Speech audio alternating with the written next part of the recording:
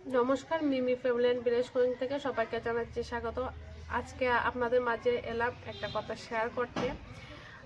আমি এখন রেগুলার কিন্তু ভিডিও দিচ্ছি না, আপনারা জানেন, দেখছেন। যারা আমার চ্যানেলটাকে সাবস্ক্রাইব করে আছেন বা আমার ভিডিও দেখেন আপনারা, কেননা ইউটিউব আগের মতো আমার ভিডিওতে ইমপ্রেশন দেয় না, ভিডিওতে ভিউজ হয় না, তাই মন মানসিকতা ভালো না, রেগুলার ভিডিও দিতে ইচ্ছা করে না।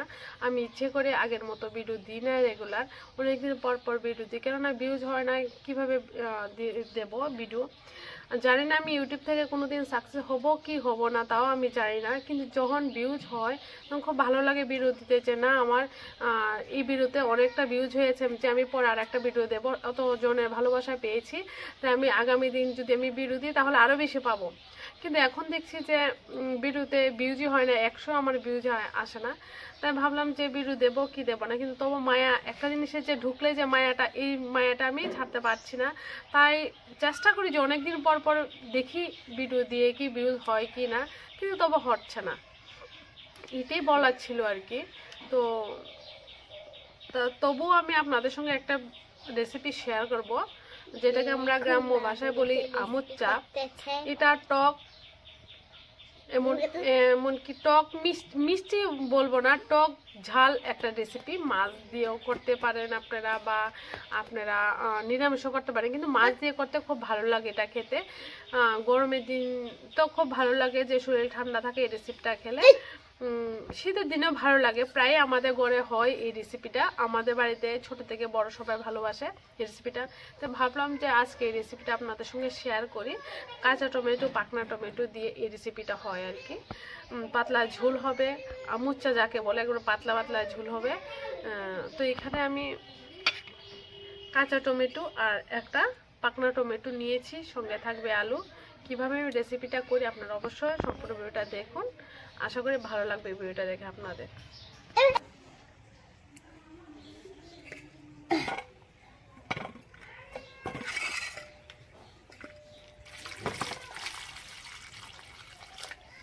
টমেটো আমি আস্ত ধুয়ে নেব, টমেটো আলু আমি আস্ত ধুয়ে নেব, একসঙ্গে দেব কাঁচা লঙ্কা, আমি সব একসঙ্গে ধুয়ে নেব ভালো করে।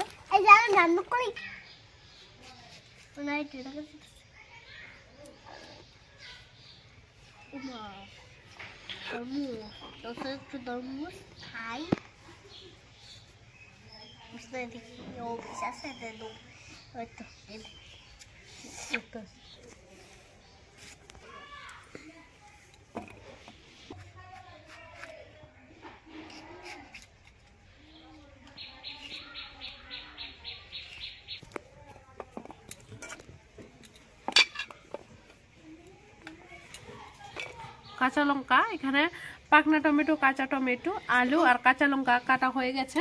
আর আমার লাগবে একটা পেঁয়াজ, পেঁয়াজটা এখন কেটে নেব।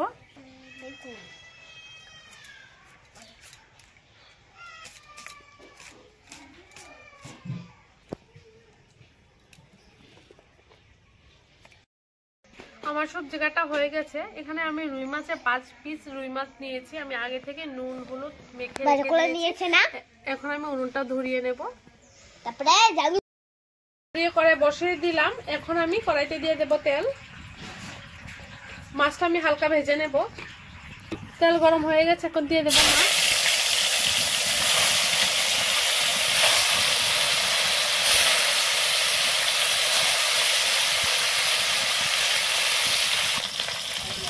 মাছটা এখন আমি উল্টিয়ে নেব। মাছটা আমি হালকা ভেজে নেব, বেশি ভাজবো না। এই রেসিপিটার জন্য কম হালকা মাছ ভাজাতেই ভালো লাগে খেতে। আপনারা যেগুলো মাছ দিয়ে করতে পারেন, ছোট মাছ দিয়েও করতে পারেন, কিন্তু এরকম মাছ দিয়ে করলে তো ভালো হয় খেতে।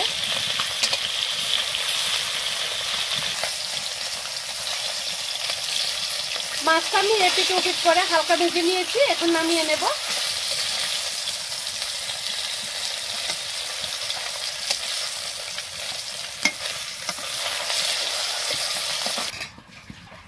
কড়াইতে দিয়ে দিলাম তেজপাতা, দিয়ে দেব পেঁয়াজ কুচি,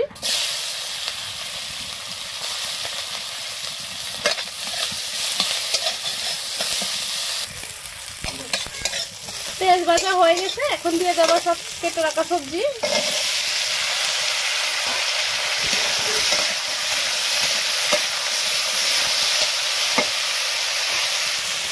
দিয়ে দেবো নুন পরিমাণ মতো, দিয়ে দেবো হলুদ গুঁড়ো, আর দিয়ে দেব লঙ্কা গুঁড়ো। সবজিগুলো ভালো করে ভেজে নেব।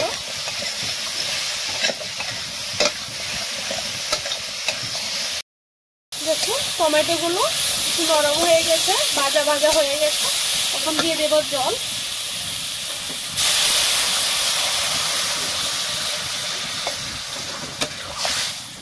আর কিছুটা জল লাগবে।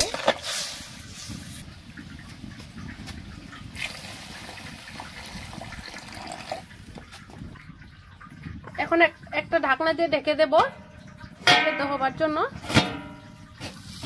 আমুচার জন্য কিছু মশলা লাগবে, এটা এখন আমি বেটে নেব শিলনোড়াতে। এখানে রসুন নিয়েছি 3 থেকে 4 কোয়া রসুন, এখানে হলুদ নিয়েছি আমি, আর এখানে আমি ধনে গুঁড়ো নিয়েছি। একসাথে আমি বেটে নেব, দিলে তরকারি কালারটি পাল্টে যাবে।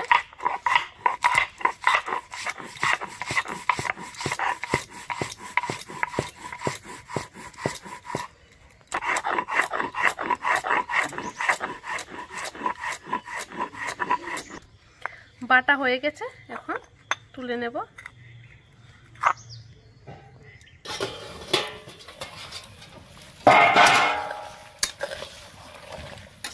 দেখুন জল ফুটে গেছে, এখন মাছগুলো দিয়ে দেব। ভেজে রাখা মাছ,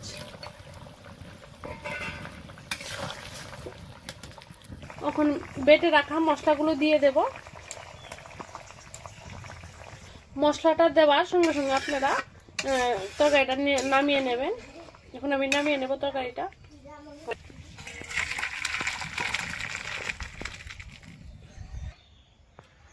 এই রেসিপির ঝোলটা আপনারা, এই আমুচার ঝোলটা আপনারা এরকম পাতলা খেতেই ভালো লাগে। এরকম পাতলা করলে আপনারা রান্না করবেন, আশা করি আপনারা যারা খাননি আপনারা এই রেসিপিটা খুব ভালো লাগবে খেতে।